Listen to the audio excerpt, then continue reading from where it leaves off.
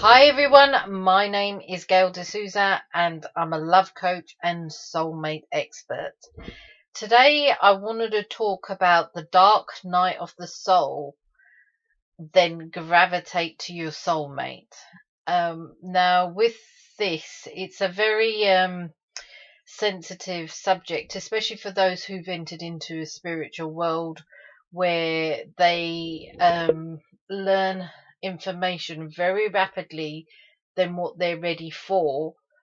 And it can affect you in many different ways. It basically can alter your whole life, because you're entering into like an energetic field, which is effectively eradicating your old way and stepping into your new, and potentially stepping you into your higher purpose in life.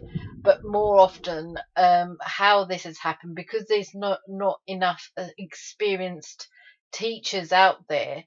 There's a people who are waking up to this spiritual evolution and entering into what is can be really lonely, hard, hurtful time. And it can, for some people, it can be very self destructive. People will effectively end up reverting to drugs.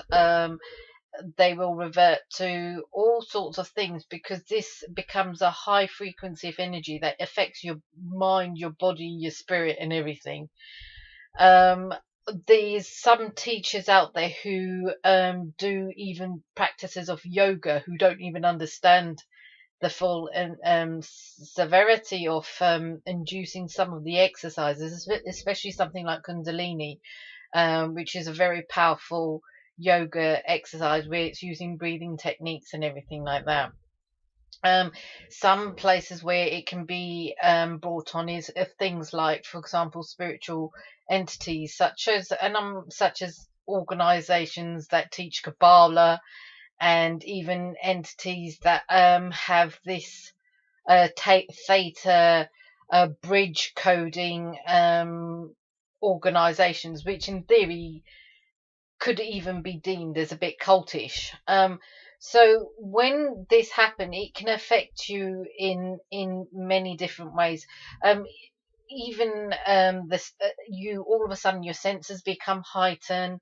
You may even hear different sound frequencies.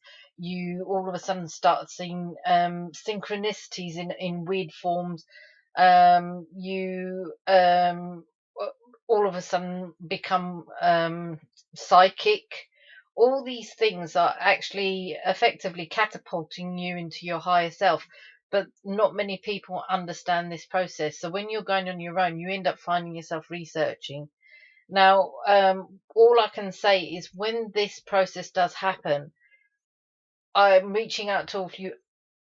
Aim to be with your soulmate, because your soulmate will be able to help and walk you and guide you through that. Effectively, they would be your best teachers because they'd be able to understand you, especially when you're going through the highs and lows of this powerful energy.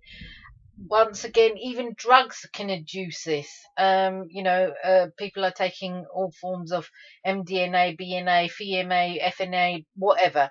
All these types of drugs can induce this, and if you're not of a spiritual mind to understand that there's this thing called the dark night of soul, then it is a horrific time.